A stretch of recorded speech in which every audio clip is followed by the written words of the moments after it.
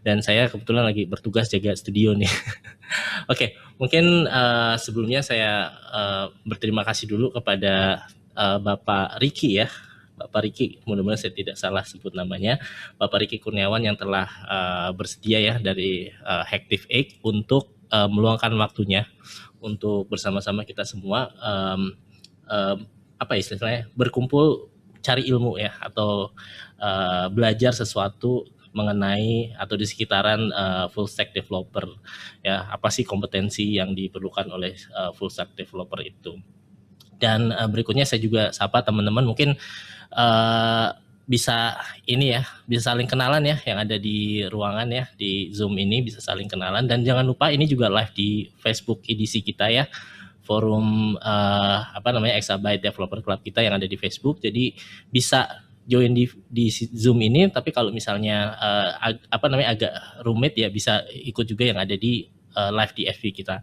Terus yang berikutnya juga saya juga apa ya istilahnya sedikit mengucapkan apa ya atau ingin mengucapkan juga ya istilahnya bela sungkawa juga kalau misalnya ada teman-teman atau family atau mungkin rekan terdekat yang mungkin ya terdampak dari COVID-19 ini, dan semoga saya berdoa sekali semoga siapapun itu yang sekarang dalam kondisi positif COVID-19 bisa melalui dengan baik dan bisa sembuh dengan seperti sedia kala lah, dengan 100% seperti sedia kala bisa beraktivitas kembali. Dan buat teman-teman yang ada di sini, saya juga apa istilahnya berdoa semoga kita tetap produktif dan kita tetap di rumah aja ya, sambil kita balik lagi bisa sharing ilmu, bisa belajar hal baru dan lain-lain bersama-sama. Oke, mungkin dari saya pembukaannya itu aja. Saya nanti akan kembalikan ke Mbak Feliza selaku MC hari ini. Silakan Mbak Feliza. Baik, baik. Terima kasih Pak Indra atas opening speech-nya. Sebelum kita masuk ke dalam sesi presentasi dari Mas Riki, saya akan mengingatkan untuk teman-teman jika ingin mengajukan pertanyaan bisa langsung klik di chat button Q&A yang ada dalam Zoom samping kolom chat. Lalu nanti juga link insertif akan kami share di kolom chat, dan slide dari presentasi kita pada hari ini juga nanti akan kami share di page thank you page. Baik, untuk Mas Riki mungkin boleh. Halo Mas. Ya, halo Mbak Feliza. Halo Mas, baik. Untuk Mas Riki kami persilakan. Oke, terima kasih Mbak Feliza, Mas Indra, dan teman-teman dari Exabytes. So, hari ini saya akan membawakan kompetensi ya full stack developer karena lagi in banget nih cerita full stack sebenarnya apa sih full stack dan kompetensi seperti apa gitu ya. So, saya akan share screen.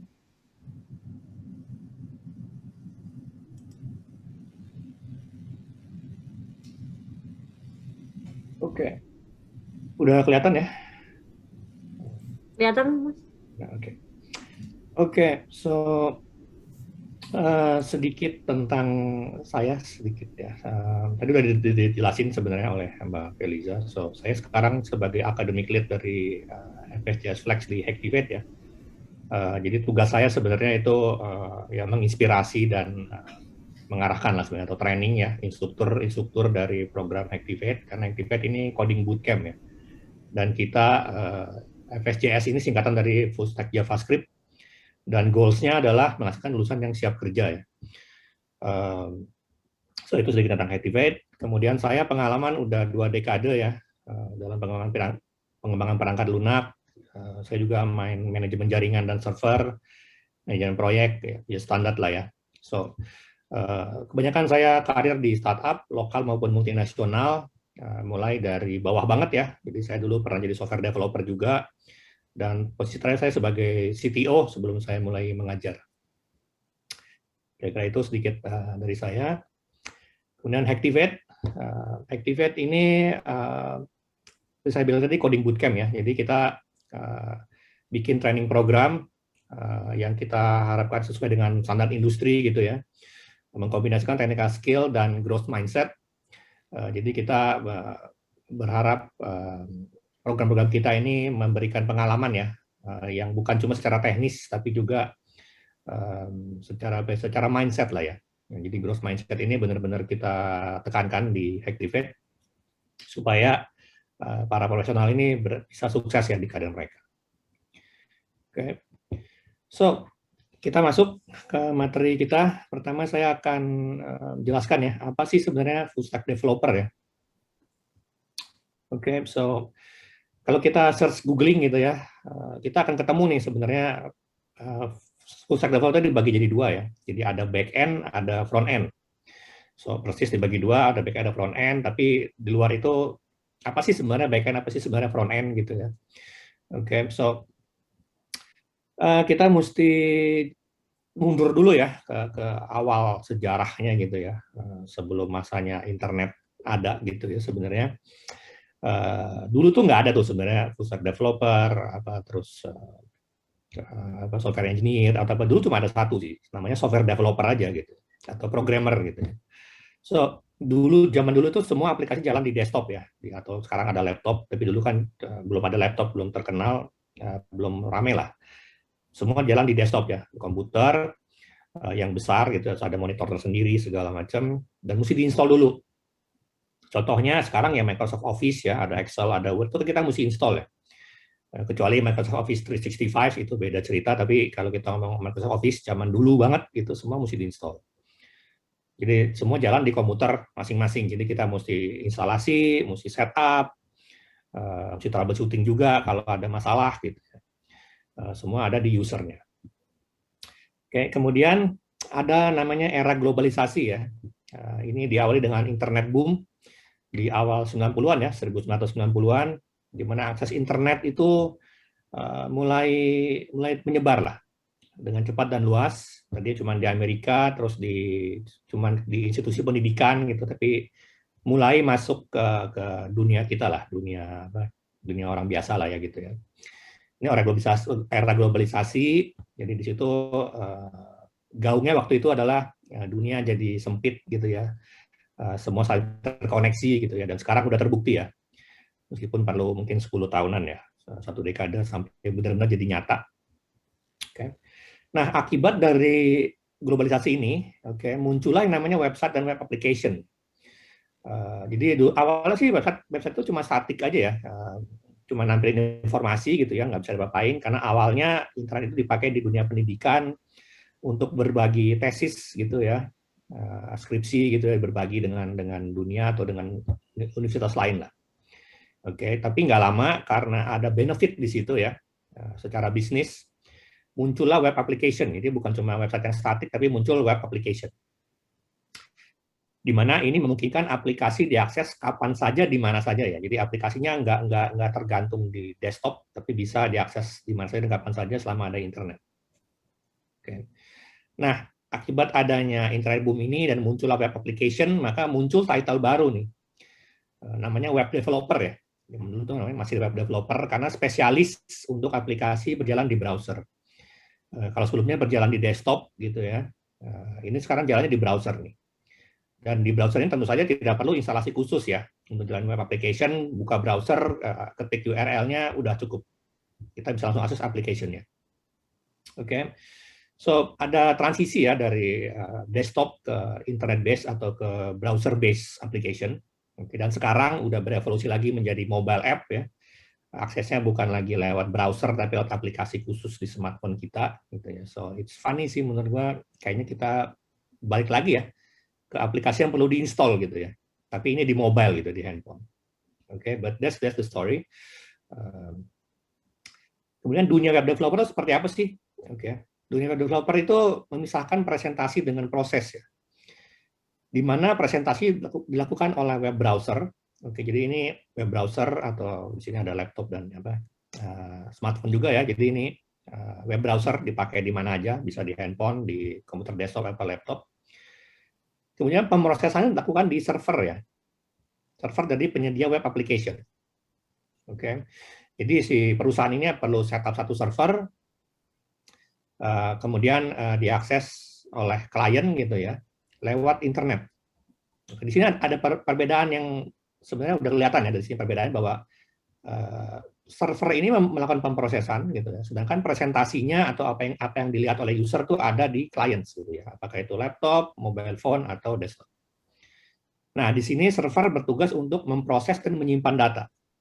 Oke. Di antaranya ada web server dan database server ya. Contoh web server itu Apache, Nginx gitu ya. Untuk pemrosesan ada di sana. Database server itu untuk menyimpan datanya ada MySQL, MariaDB, Postgres, Oracle, SQL Server, dan lain-lainnya. Sedangkan web browser di sini bertugas menampilkan data dan menampilkan form yang bisa diisi untuk mengirim data ke server. Jadi kalau saya bilang sebenarnya ini mirip dengan dump terminal ya, cuman untuk tampilin data, terus tampilin form, usernya isi, baik lagi ke server, server yang proses semua dari server. Oke. Jadi di web browser itu dulunya itu nggak ada pengaksesan apa-apa. Jadi benar-benar cuma makanya saya bilang dump terminal, dia nggak ada proses, nggak ada apa, cuman terima data dari server, tampilin datanya ke user, usernya klik button gitu ya, terus atau isi form untuk search, mencari atau masukin data gitu ya, dikirim lagi ke server. Oke, nah di sini jaringan internet bertindak sebagai jembatan penghubung. Jadi internet sebagai penghubungnya antara server dan klien. Jadi dunia web server seperti itu. Kemudian saya mesti jelasin sedikit tentang web application gitu ya. Web application ini unik ya, karena memungkinkan pengguna untuk mengakses aplikasi di mana saja dan kapan saja selama ada jaringan internet. Yang penting ada internet, kita bisa akses aplikasi itu. Oke, dibandingkan dengan seperti saya bilang aplikasi desktop itu kita mesti install ya. Jadi meskipun satu kantor gitu ya, tapi bersebelahan lagi gitu ya. Tapi kalau aplikasi itu nggak diinstal di komputer sebelah, itu kita nggak bisa nggak bisa pakai aplikasi yang sama.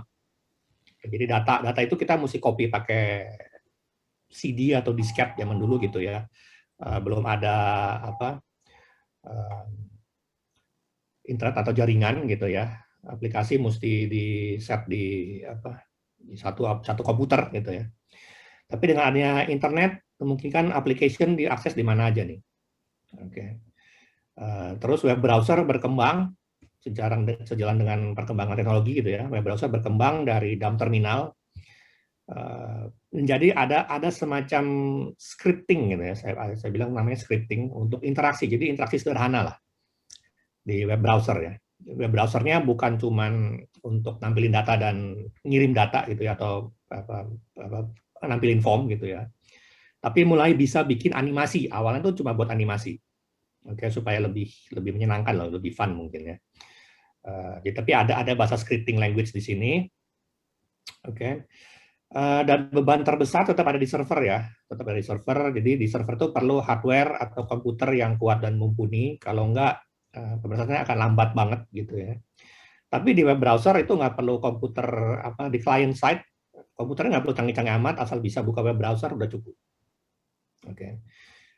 Nah, karena kita mengandalkan internet, jadi untuk setiap interaksi ya, apakah mengirim data ke server ataupun menerima data dari server, itu perlu ada pertukaran data sebenarnya antara web browser dengan servernya.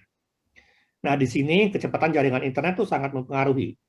Oke, zaman sekarang kita take for granted gitu ya, untuk kecepatan internet udah 4G, 5G, kecepatan internet udah 1 mega, 2 mega gitu ya.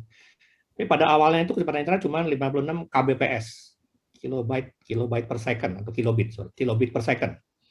Jadi 1 mega pun nggak ada gitu ya. Itu benar-benar lambat banget. Buka aplikasi itu kita bisa sempat ya, gua rasa, untuk ngambil air minum dulu gitu ya, ke dispenser terdekat gitu ya. Bisa 1 menitan lah. Untuk kita koneksi internet aja perlu 1 menit gitu ya. Terus untuk buka website gitu perlu mungkin 30 detik, 1 menit lagi. Benar-benar sangat lambat gitu ya. Meskipun kemudian muncul kecepatan mulai 1 mega gitu ya, 2 mega gitu ya. Tapi dengan perlunya ada jaringan internet ya, ada kemungkinan aplikasi itu gagal berfungsi secara sempurna. Contohnya koneksinya putus nih tengah jalan nih. Jadi saat data dikirim ke server gitu ya, itu mungkin koneksi di servernya putus Jadi datanya nggak nyampe ke server, web browsernya kayak nge-hang aja. Jadi kita klik tombol submit, tapi nggak keluar apa-apa tuh, nggak ada interaksi apa-apa, diem aja aplikasinya. Oke, so ada masalah di koneksi internet ya, terutama kalau kita putus di tengah jalan. Oke, so bayangin kita punya aplikasi gitu ya, untuk registrasi deh, kita nggak registrasi, kita klik tombol submit, udah ngisi data, tapi nggak keluar apa-apa. Ya, nggak kelihatan ada interaksi apa-apa, diem aja layarnya gitu ya. Kita nggak tahu sukses atau enggak kan. Karena koneksinya mungkin di server putus atau koneksi internet kita sendiri putus, itu juga bisa gitu ya. Data tidak terkirim gitu ya. Atau malah terkirim berkali-kali. Karena kan misalnya nih, karena cukup lambat internetnya, kita udah tombol submit sekali, terus kayaknya nggak ada lambat responsnya, jadi nggak kelihatan ada sedang dikirim atau apa gitu ya. Kita kirim lagi, submit lagi.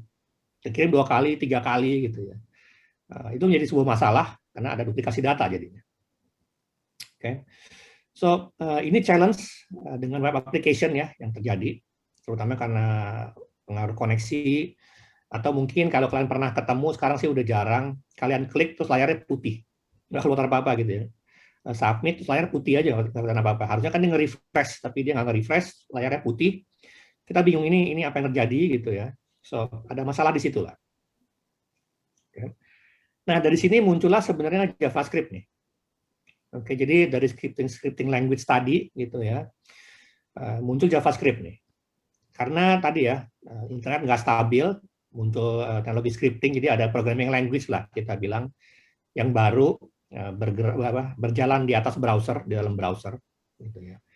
Jadi sekarang proses dari aplikasi itu bergeser ya, dari tadinya cuma ada di server, sekarang ada beberapa yang dihandle oleh web browser. Oke, jadi pertukaran data melalui internet ini kita minimalisir. Jadi datanya kalau udah valid, baru kita kirim ke server. Jadi awalnya itu scripting ini untuk memvalidasi data yang di form.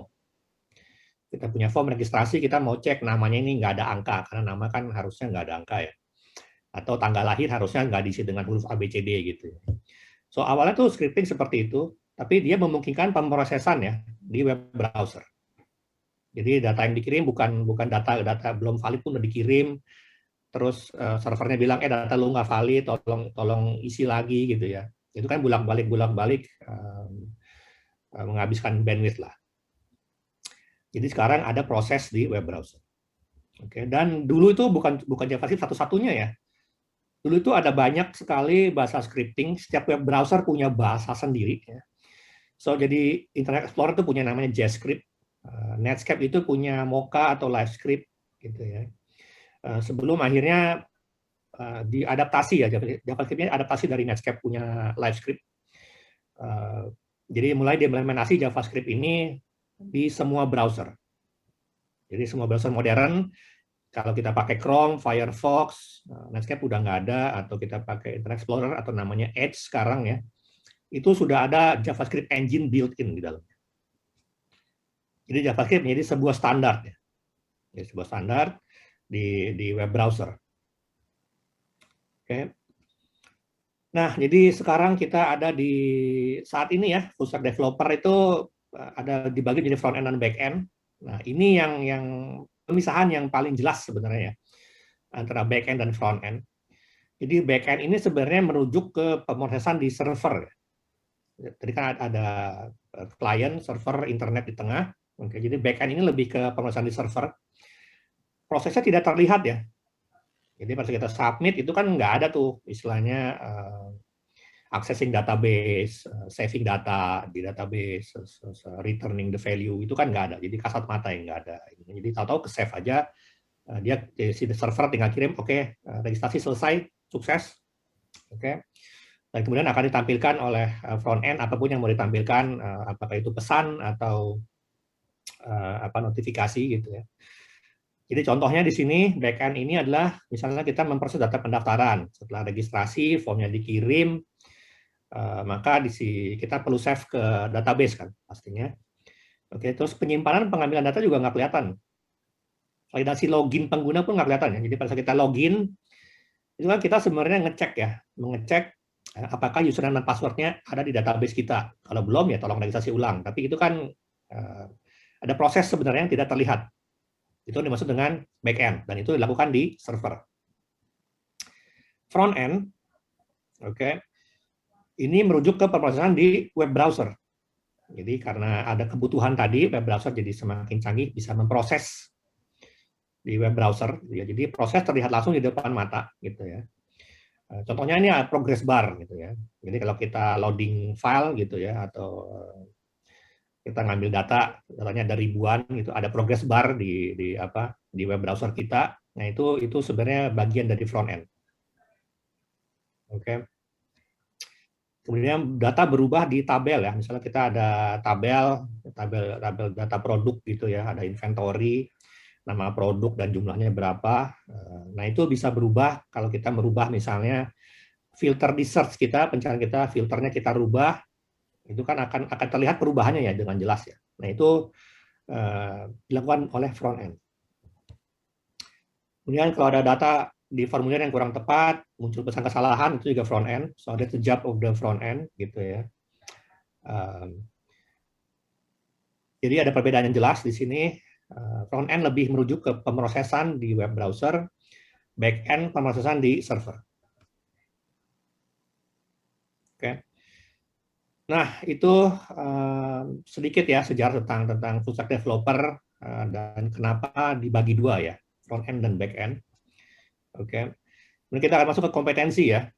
Untuk jadi full stack developer itu kita perlu apa aja sih? Kemampuan kita perlu apa aja gitu ya yang diperlukan. Oke. So di sini saya bagi 5 ya.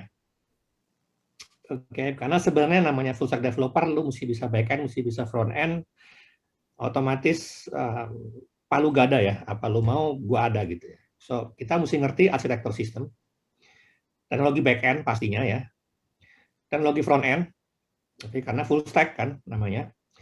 Kita mesti punya juga soft skill gitu ya, karena ada communication dan lain-lain di sini, dan collaboration tool ya. Karena di dunia yang semakin semakin nggak punya batasan ya, nggak punya border lagi gitu ya. Era globalisasi itu kita berkolaborasi selalu dengan orang lain ya. Jadi jarang sebuah aplikasi gitu ya dibuat oleh satu orang, itu jarang banget. Oke, ada mungkin tapi jarang lah.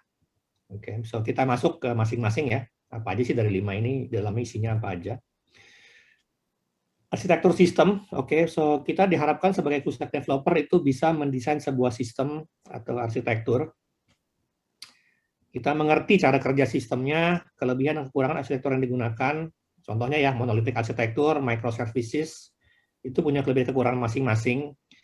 Jadi sebaiknya kita mengerti ya cara kerjanya, bukan cuman sekarang semua pakai Docker, ya udah kita pakai Docker gitu ya.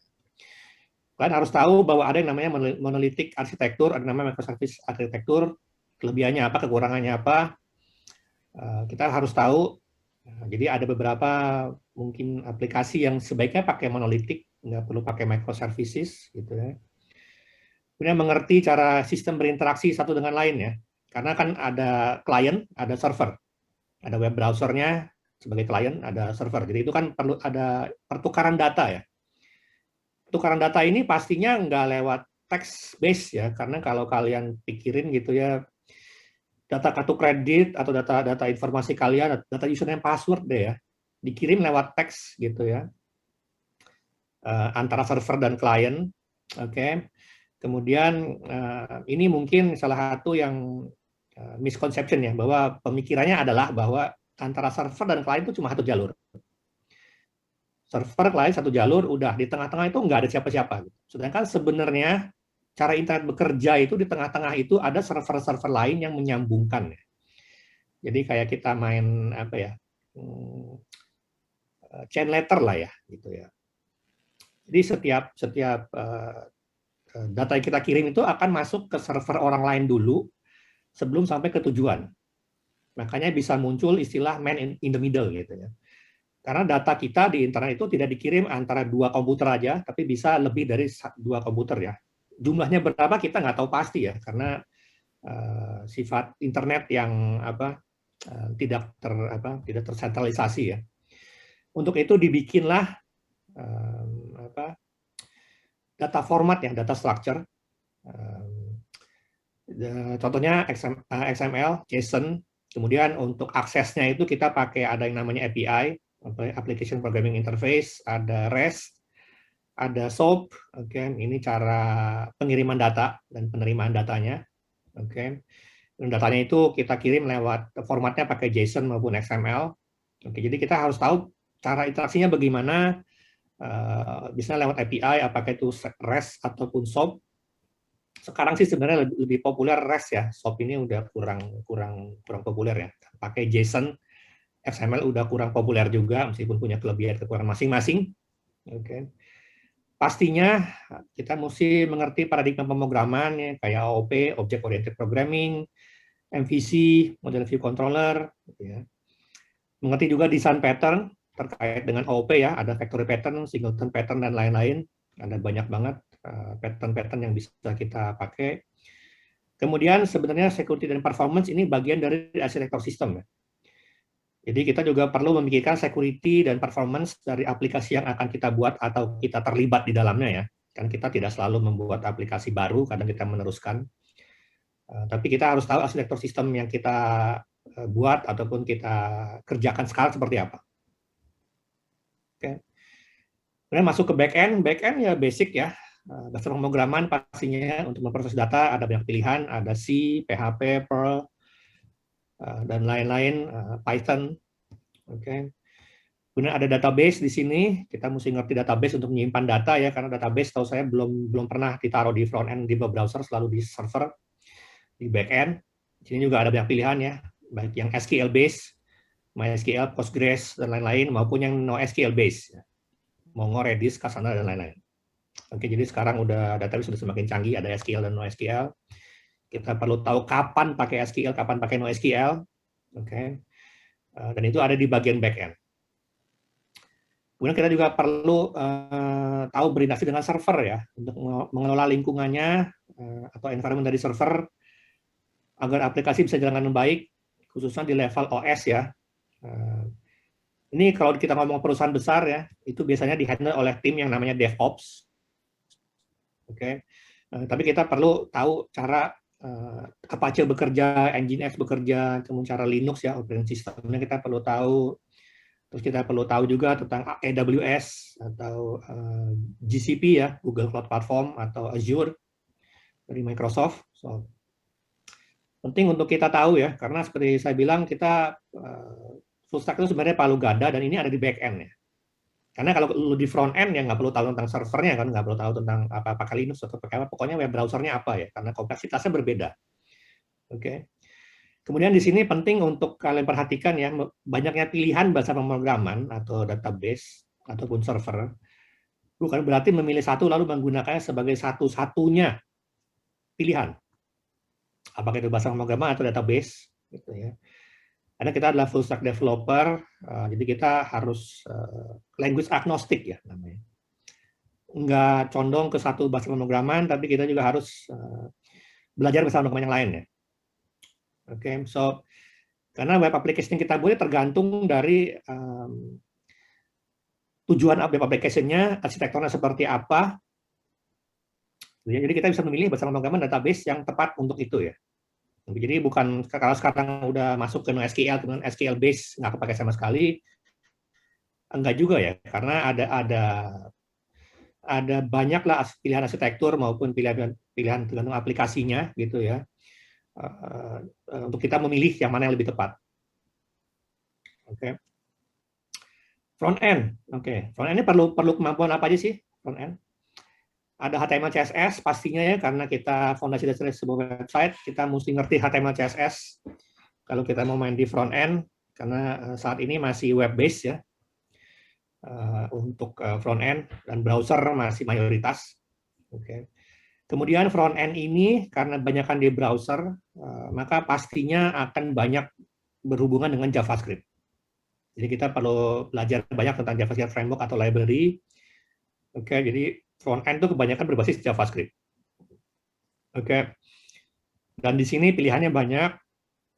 pilihan prinsipnya menurut saya kalau kita main di front end ya kalau udah ada orang udah bikin ya kita tinggal pakai ya. Apakah itu pakai jQuery sekarang kayaknya udah mulai nggak populer, kayak React, Vue, Angular gitu ya. Dan pilihan-pilihan lain tuh banyak banget di sini. Atau kalau kita ngomongin untuk CSS mungkin ada Bootstrap gitu ya. Dan di sini mungkin ada distinction mungkin yang saya perlu jelaskan. Di sini ada namanya library, ada yang namanya framework. Oke. Library ini adalah kumpulan modul yang siap pakai. Jadi istilahnya kalau gampangnya itu kumpulan function gitu ya. Kita tinggal pakai. Sedangkan framework ini template aplikasi. Oke. Jadi framework ini template aplikasi di mana kita istilahnya bikin atau panggil sebuah command line gitu ya untuk generate sebuah skeleton dari aplikasi. Kita tinggal rubah biasanya berbentuk MVC dan OOP, kita tinggal pakai template-nya, isi dengan halaman-halaman yang kita perlukan gitu ya. Jadi ada library dan framework, itu ada distinction di situ. Dan untuk front end perlu tahu UI UX knowledge ya. Oke, UI dan UX ini penting untuk orang front end supaya user mampu dan nyaman menggunakan web application. Distinction-nya di sini perbedaan antara UI dan UX adalah UI itu adalah user interface ya. Berkaitan dengan desainnya, contohnya di sini pemilihan warna gitu ya, itu adalah user interface. Sedangkan UX adalah user experience. Berkaitan dengan layout ya. Contohnya posisi button-nya, posisi font-nya, termasuk lokasi pesan kesalahan gitu ya. Itu adalah ranahnya UX. Oke. So, kemudian collaboration tool, karena kita nggak pernah kerja sendirian, jarang lah ya kerja sendirian sebagai web developer atau full stack developer, sorry di sini. Kita perlu tahu version control system untuk berkoordinasi dengan developer lain. Kalian mungkin taunya bukan version control system, taunya Git gitu ya atau GitHub gitu ya. Sebenarnya nama-nama kelompok dari Git dan GitHub itu sebenarnya adalah version control system. Jadi ada nama sendiri. Tapi orang taunya Git, GitHub. Selain itu sebenarnya ada yang namanya SVN gitu ya. Ada lagi CVS zaman dulu gitu ya. But itu udah nggak populer. Sekarang kita taunya Git, GitHub, GitLab gitu ya. Oke, kemudian kita perlu juga tahu tentang agile metodologi gitu ya. Karena ini merupakan komunikasi ya. Alat komunikasi secara reguler dalam tim ya. Di sini contohnya ada Scrum, ada Kanban, dan lain-lain. Ada banyak contoh. Kemudian kita perlu tahu juga di sini namanya unit testing atau TDD ya. Test driven development. Ini fungsinya untuk menjaga setiap kode yang masuk dalam version control system ke Git kita itu nggak merusak fungsi yang sudah berjalan ya. Aplikasinya tetap berjalan dengan baik meskipun ada perubahan, apakah improvement di fitur, ada modul baru atau ada bug fix gitu ya. Dan unit testing atau TDD ini ada di front end maupun back end. Makanya saya masuk di collaboration tool ya. Jadi ini nggak spesifik di back end, nggak spesifik di front end. Ini bagian dari collaboration tool. Kemudian ada soft skill ya. Soft skill ini penting banget untuk kita pahami bersama ya. Yang pertama pastinya perlu problem solving ya. Karena kita perlu memecahkan masalah. Pastinya tugas yang dengan kita itu merupakan sebuah masalah yang harus kita selesaikan ya. Yang fondasinya. Kemudian lanjut dari problem solving itu ada namanya critical thinking ya. Critical thinking ini penting terutama untuk full stack developer karena seperti saya bilang tadi dalam arsitektur sistem maupun di back end maupun front end pemilihan dari arsitektur sistem, bahasa pemrograman, database itu kita perlu sesuaikan dengan aplikasinya ya. Jadi misalnya kalau kita bikin aplikasi website yang sederhana, cuman perlu untuk contact form gitu ya. Kayaknya kalau kita bikin sampai level microservices, it's an overkill. Kalau cuma sampai situ ya kita cukup pakai monolitik aja, bikinnya mungkin pakai WordPress gitu ya. Nggak perlu terlalu canggih-canggih amat, pakai yang udah ada gitu ya. So ini yang saya maksud dengan critical thinking ya. Jadi menyesuaikan dengan zaman ya. Dengan yang udah ada, kalau if somebody already make it, dan ngapain kita bikin lagi? Kalau udah ada, ya kita tinggal pakai. Oke. Terutama dalam pembuatan sistem ya, karena kita mesti mempertimbangkan kelebihan kekurangan dari sistem yang akan kita buat, dan kita bisa mengantisipasi ya potensi sumber masalah Oke, critical thinking ini penting untuk kita mengantisipasi masalah yang akan terjadi di kemudian hari gitu, dengan pilihan yang kita lakukan. Kita memilih misalnya dengan microservices, sumber masalahnya apa? Oke, misalnya kalau kita update application, terus ada misalnya kontainer yang tidak terupdate. Oke, that's going to be a problem ya. Meskipun kalau kalian pikir sebenarnya kayaknya nggak mungkin gitu ya, but it's possible ya. Anything is possible dan kita mesti mengantisipasi. Apa kita dengan self-diagnostic application, kita bikin self-diagnostic, pada saat kita update, atau pada saat aplikasi itu kita running gitu ya. Untuk mengurangi risiko yang terjadi ya. Kemudian kita perlu skill untuk komunikasi dan kolaborasi ya. Jadi seperti saya bilang jarang developer bekerja sendiri. Bahkan full stack developer tuh jarang kerja sendiri ya. Pasti dia punya teman sesama full stack atau orang yang spesialis di back end atau spesialis di front end gitu ya. Ini perlu communication skill ya di sini ya. Contohnya gitu ya. Paling gampang sih sebenarnya. Oke. Fitur X udah selesai atau belum? Udah, gitu ya. Sedangkan sebenarnya fitur X sudah selesai, tapi ada kemungkinan kalau load-nya terlalu besar, itu bisa jadi error gitu ya, bisa jadi terjadi downtime gitu ya, jadi aplikasinya crash. Tapi kalau itu kita cuma ngomong istilahnya udah selesai atau belum, udah, that's it. Ya udah ya, komunikasi ya. Tapi kita nggak mengemukakan gitu bahwa ada kemungkinan ini sudah selesai, tapi tadi sempat ada masalah, antisipasinya seperti ini, kedepannya mungkin lebih baik kita mungkin merubah mungkin dari arsitekturnya atau fitur ini kayaknya terlalu terlalu sulit gitu ya. Itu perlu skill communication ya, komunikasi dan kolaborasi di sini ya. Jadi bukan cuma komunikasi tapi kolaborasi. Jadi sama-sama membuat aplikasi, terus bukan cuman kerjaan gue selesai, that's it. Tapi kamu mesti bisa ngobrol gitu ya,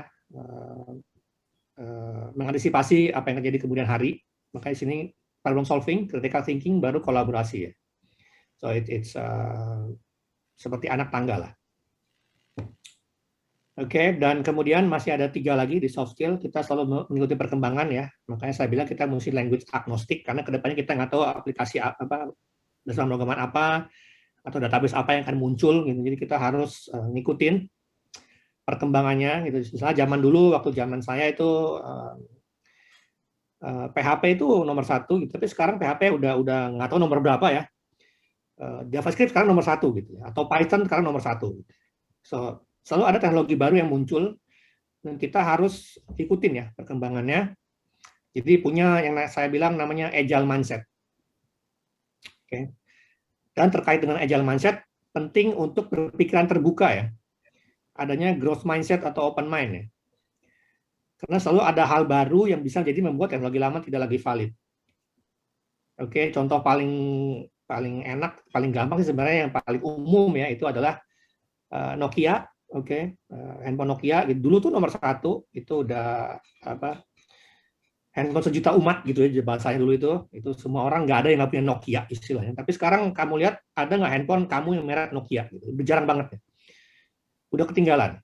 Kemudian ada lagi Kodak, oke, kamera, oke, coba cari kamera Kodak itu udah nggak ada ya, udah punah gitu Kodak. Padahal dulu mereka nomor 1. Oke, kemudian BlackBerry, oke, BlackBerry dulu juga dengan keyboard di handphone gitu ya, udah nomor 1. Sekarang udah nggak ada lagi. Oke, so itu pentingnya berpikiran open mind gitu ya, karena bisa jadi teknologi yang kita pakai nggak lagi valid. Oke, kalau dalam bahasa pemrograman mungkin contohnya Perl gitu ya, waktu saya awal tahun 90-an masuk ke programming itu Perl itu termasuk salah satu bahasa pemrograman yang cukup solid ya, cukup bagus. Tapi sekarang udah nggak kedengaran lagi ya, taunya PHP, JavaScript. Gitu ya. So ini penting untuk berpikiran terbuka selalu. Dan berpikiran ke depan ya, think ahead atau future minded. Oke. Karena mungkin untuk kalian yang masih muda gitu ya, web application itu kalian bikin sekali udah selesai ya. Sebenarnya nggak begitu ya. Web application ini saya anggap sebagai suatu dalam tanda petik makhluk biologis ya, yang akan berkembang, berevolusi seiring dengan perkembangan zaman. Teknologi baru itu akan selalu berevolusi sesuai dengan zamannya, karena bisnis terus mungkin berubah, berbeda gitu ya. Salah satu hal yang mungkin belum berevolusi secara menyeluruh ya, itu mungkin di industri perbankan ya. Masih pakai yang namanya AS400, itu server zaman dulu banget, tahun 90 sampai sekarang masih ada AS400. Dan setahu saya bahasa pemrogramannya masih pakai yang namanya COBOL. Tapi dia berevolusi ya. Jadi sekarang ini udah mulai gitu ya berubah. Jadi AS400 ini, arsitektur AS400 ini sudah mulai berevolusi sesuai dengan perkembangan zaman dan udah bisa dipakai untuk bahasa pemrograman selain COBOL. Oke. Itu salah satu contoh mungkin dinosaurus gitu yang terlambat untuk berevolusi. Tapi web application itu berevolusi, mungkin contoh yang sekarang zaman ini adalah kita udah masuk ke mobile based application ya sebenarnya. Bukan lagi web based tapi mobile based application. Artinya, kalau kalian masih belajar JavaScript, masih belajar PHP gitu ya, kalau kalian nggak punya future minded akan tetap main itu ya, bermain di bahasa pemrograman itu. Sedangkan saat ini kita sudah mulai berpikir untuk pindah ke Flutter atau Swift, tapi Swift spesifik di iOS dan itu kayaknya niche ya menurut saya. Tapi kita udah mulai berpikir untuk pindah ke Flutter gitu ya, atau mungkin Golang. Gitu ya. Dan nantinya ke depannya, meskipun sekarang web application itu masih banyak yang pakai PHP, tapi mungkin ke depannya akan mulai bergeser ya ke JavaScript base. Oke, so itu ada evolusi di situ kita perlu pertimbangkan sebagai developer ya pastinya. Jadi berpikir ke depan ya, jangan punya, makanya saya bilang mesti language agnostic, jangan cuma pikirannya satu aja, gue cinta mati sama JavaScript, cinta mati sama PHP, nggak mau lihat yang lain gitu ya. Oke, karena dalam jalan karir saya mungkin udah punya 8 kali bahasa pemrograman ya, yang lumayan oke gitu ya, lumayan familiar, sesuai dengan perkembangan zaman ya, mulai dari zaman dulu tuh, mungkin sekarang udah nggak ada ya, itu Pascal, oke, Boland Delphi gitu ya, Visual Basic gitu ya, Java, C itu masih ada, kemudian PHP, JavaScript, oke, so masih ada yang kepake, tapi ada juga yang udah hilang lah, udah kita nggak pernah dengar lagi gitu ya. But penting untuk berpikir future mindset, punya growth mindset dan agile mindset ini. Oke. Kemudian, ini mungkin sebagai summary ya, sebagai full stack developer itu kita punya challenge dan opportunity. Challenge-nya itu kita selalu berada di garis depan teknologi ya, karena semua mesti bisa ya, kita mau front end, mau back end, kita semua mesti bisa. Jadi mesti belajar hal yang baru, siap belajar hal yang baru, dan bukan cuma di pasar pemrograman, tapi arsitektur sistem pun kita mesti tahu. Ke depannya nanti setelah AWS ada evolusi baru, kita mesti tahu gitu ya. Cuman memang sebagai full stack ya, kita tahu tentang banyak teknologi ya, banyak stack teknologi, banyak bahasa pemrograman, tapi pengetahuan kita kurang dalam ya. Ini salah satu challenge yang mau nggak mau ya, karena kita selalu mengantisipasi untuk hal yang baru. Pengetahuan kita mungkin nggak terlalu dalam ya, karena kita udah mesti pindah ke the next big thing gitu ya. Tapi opportunity-nya ada tetap, karena kita tahu banyak hal ya, tahu banyak teknologi, tahu arsitektur, tahu front end, tahu back end, lebih gampang cari kerjaannya ya. Karena pengetahuan kita lumayan lengkap. Gitu ya. Dan di masa COVID-19 ini ya, ada kemungkinan kalian kerja secara legal gitu lebih dari satu perusahaan. Karena saya pernah ketemu beberapa orang yang kerja di satu perusahaan, ini gajinya lebih dari satu. Dan itu istilahnya dalam tanda petik full time ya. Lebih dari satu perusahaan. So it's possible, tapi tentu saja time management kalian harus bagus ya, time manajemennya. Karena istilahnya sebagai developer kita nggak selalu kerjanya banyak gitu. Kadang lagi nganggur ya nganggur gitu, lagi ada kerjaan, sibuk ya sibuk. So kita mesti punya time management yang bagus. Dan ini memungkinkan ya kerja lebih dari satu perusahaan. Kalau untuk developer sendiri, saya rasa untuk freelance job, saya rasa itu udah standar ya. Oke, so itu mungkin tentang introduction dan kompetensi dari full stack developer, termasuk challenge dan opportunity kita sebagai full stack. Oke, dan berikutnya ada beberapa mungkin ya solusi lah ya dari Hacktivate dan Exabyte sebetulnya kita tawarkan kepada teman-teman developer di sini ya. Jadi ini Flex program. sebenarnya. Jadi kalian sambil kerja pun bisa pindah ke JavaScript gitu ya. Mungkin sekarang bahasa utamanya bukan JavaScript, tapi mau jadi full stack developer, FSJS, itu kita ada program Flex. Kalian bisa ambil namanya Flex program di sini. Durasinya lebih panjang memang, tapi ini kelas malam ya. Jadi mungkin option A saya rasa kurang cocok ya. Tapi option B ini kalian bisa pertimbangkan. Kita kuliah aktivitasnya dari jam 6 sampai jam 10, serta after hours sampai jam 10 ada kelas gitu ya. Waktunya memang lebih lama dari yang imersif. Imersif itu 4 minggu, kita di sini 6 minggu. Dan dari 12 ke 24, so dua kali lipat lebih lama untuk lulus gitu ya. Tapi semuanya remote. Oke, jadi kalian bisa belajar remote, nggak perlu datang ke kampus.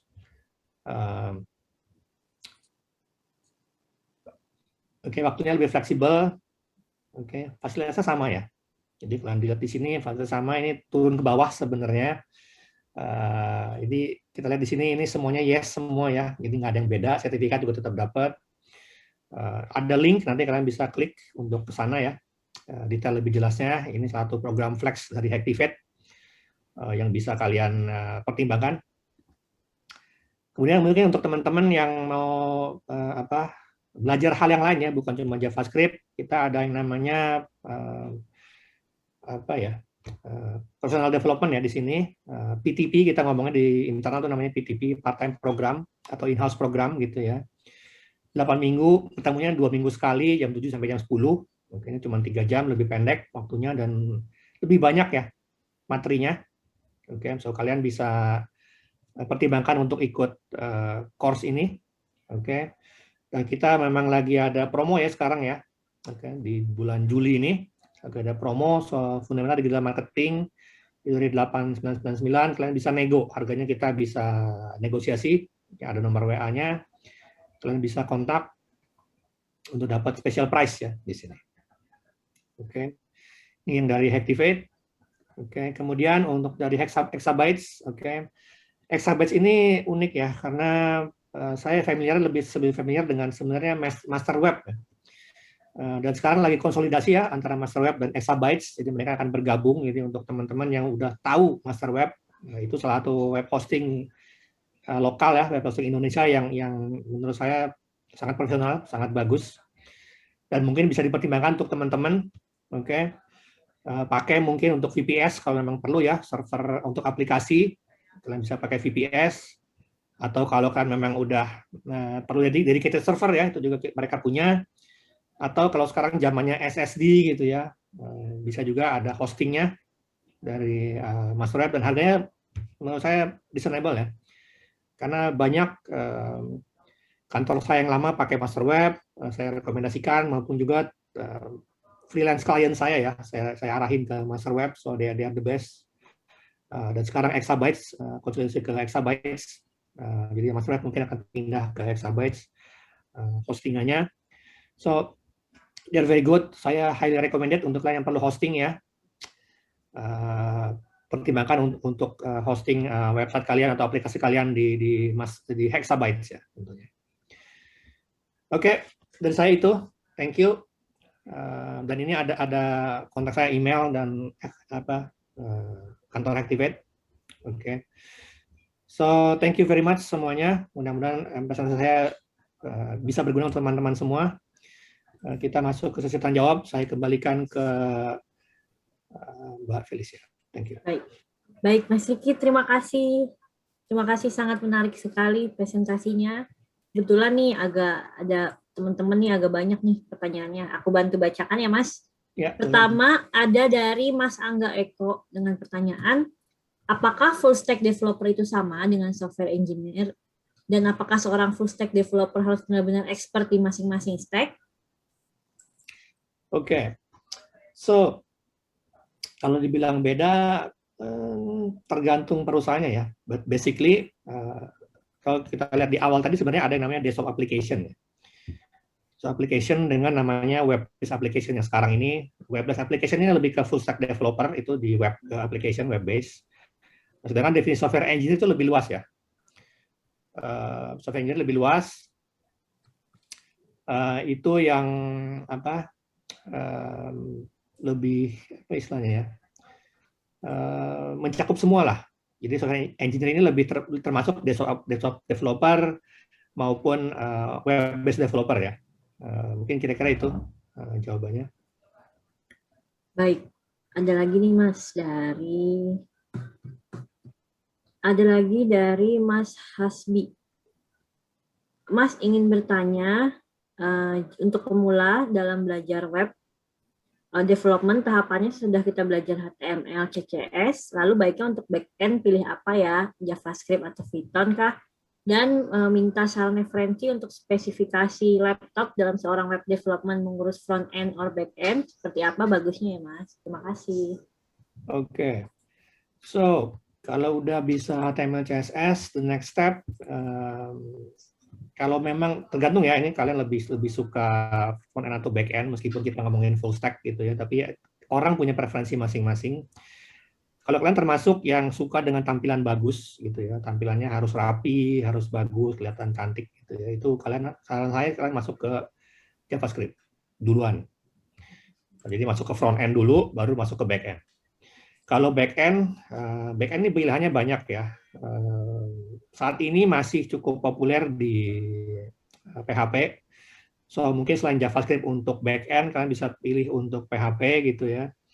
Atau kalau kalian memang data science, tapi data science is different things sih menurut saya. Data science, Python. Oke, tapi Python perlu kemampuan matematika. Karena sebenarnya Python itu atau data scientist itu sebenarnya banyak main data gitu ya, nggak banyak untuk pemrogramannya. So harus perlu matematika karena bermain dengan statistik lah.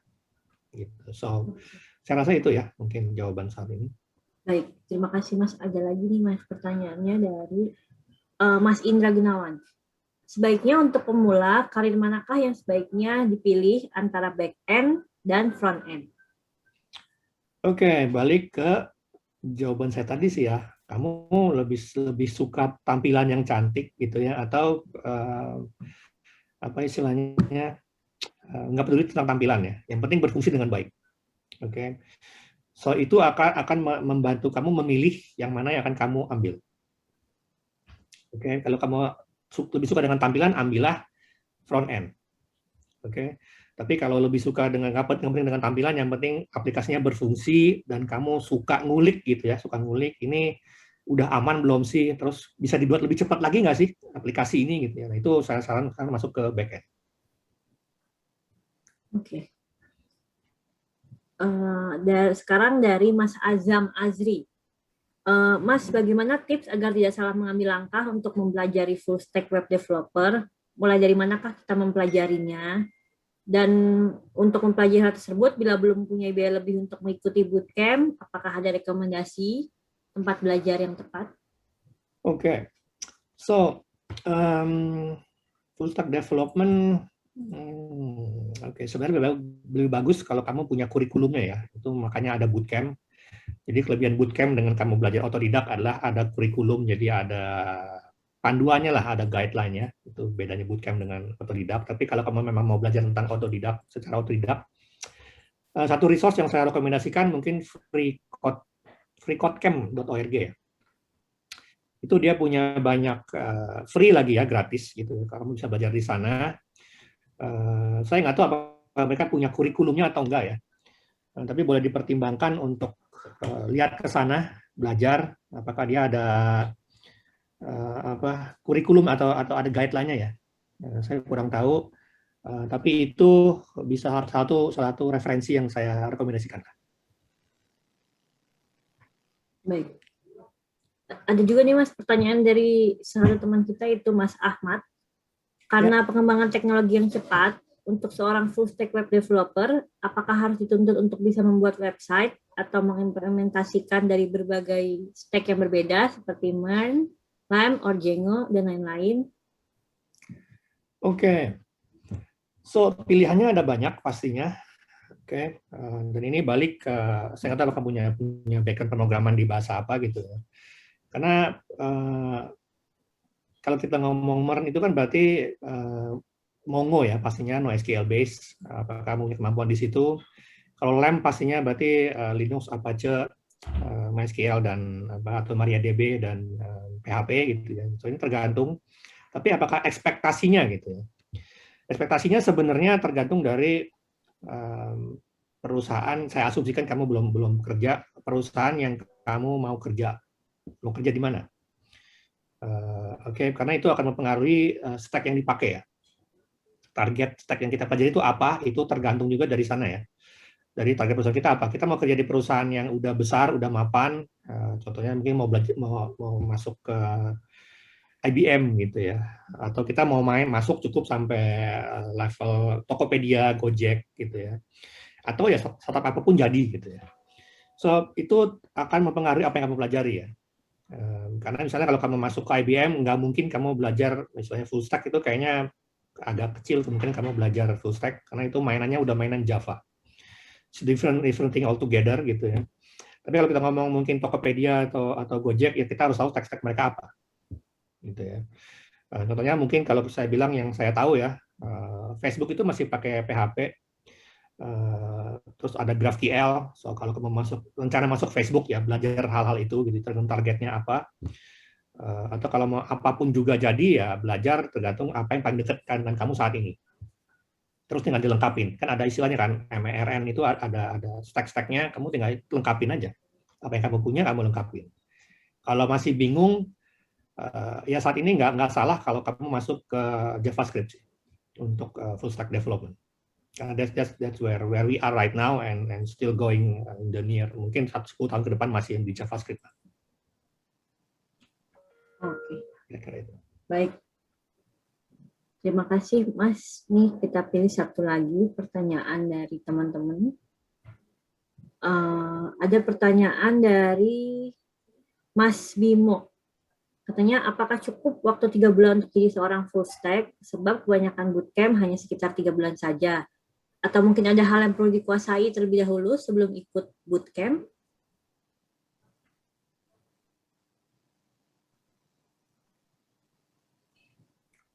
Oke, so pengalaman saya sebagai lead di Flex ya, sebenarnya kita ajarin basic ya dari awal banget gitu ya. Jadi sebenarnya nggak perlu pemahaman yang dalam banget untuk pemrograman gitu ya.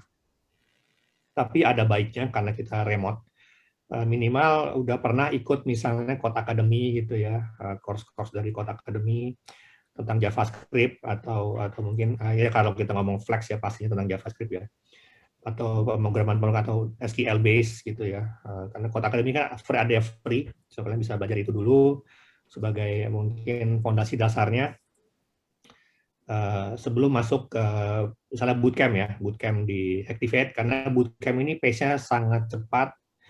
Akan baik kalau kamu punya sedikit ilmu di sana, jadi mulai nabung dulu gitu ya, dengan belajar JavaScript nyicil-nyicil gitu dari course-course yang gratis gitu ya, sebelum masuk ke bootcamp. Karena bootcamp benar-benar meskipun Flex 2 kali lebih lama waktunya, tapi tetap intensitasnya itu tetap ada ya, jadi kita tetap intens, mau nggak mau harus punya dasar yang cukup gitu. Dan caranya ya kita belajar dulu mungkin dengan ikut Code Academy gitu ya, untuk suplemen ilmu-ilmu yang nantinya akan dipelajari gitu.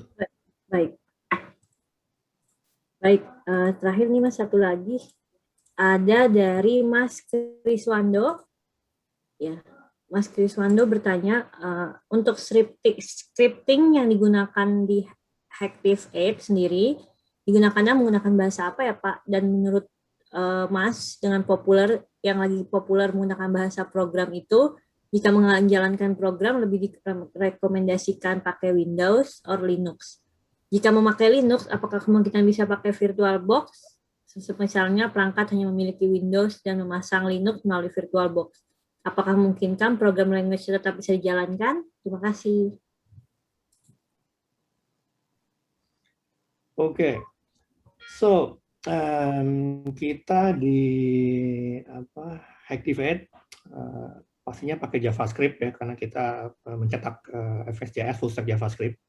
developer, so kita banyak bermain di JavaScript, tapi bukan satu-satunya ya. Kita juga ada Python juga. Tergantung, makanya saya bilang tergantung dari aplikasinya untuk apa. Jadi kalau kita untuk ya dalam berarti big data gitu, memproses data, mengevaluasi data lah gitu ya, kita pakai Python. Tapi untuk sehari-hari kita pakai JavaScript sih umumnya. Kemudian tadi apa ya Mbak? Yang kedua ya saya lupa. Sebentar. Jika menjalankan programnya lebih direkomendasikan Windows or Linux, Mas? Jika memakai Linux, apakah memungkinkan Windows or tetap Linux? bisa Oke. memakai VirtualBox? Oke, ini klasik sih ya. Oke, so kebanyakan server, kita ngomong kebanyakan server itu pakai Linux. Oke, mayoritas server 90% pakai Linux. Oke. Itu kenapa kemampuan untuk tahu tentang Linux itu penting. Oke. Tapi kalau kita sebagai developer, apa kita mau pakai Windows atau Linux itu bebas sebenarnya, nggak ada perbedaannya. Terus kalau kita ngomong untuk pakai VirtualBox ya, oke. So sekarang ini setahu saya Windows 10 itu ada yang namanya WDSL ya.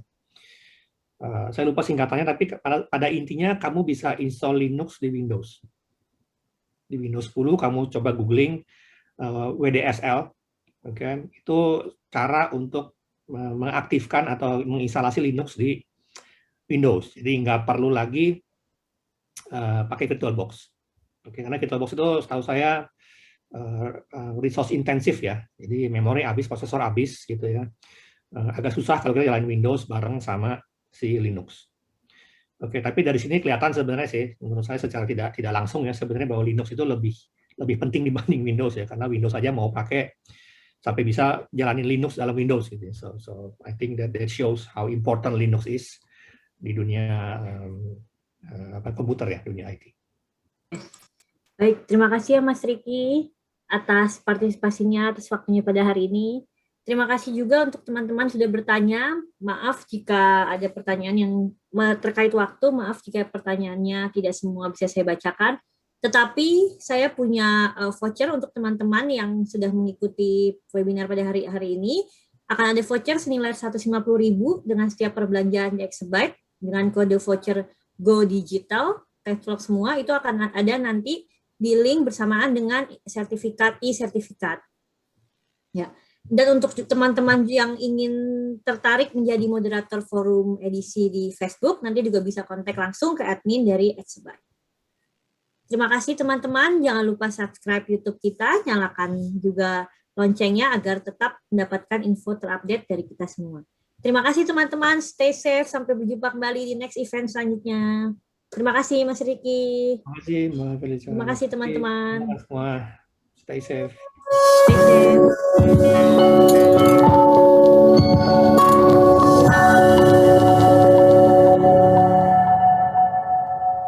Ketika kamu bangun, kamu mengecek. Ketika kamu makan, kamu melihat. Ketika kamu berjalan, kamu menjelajah. Ketika kamu berlari,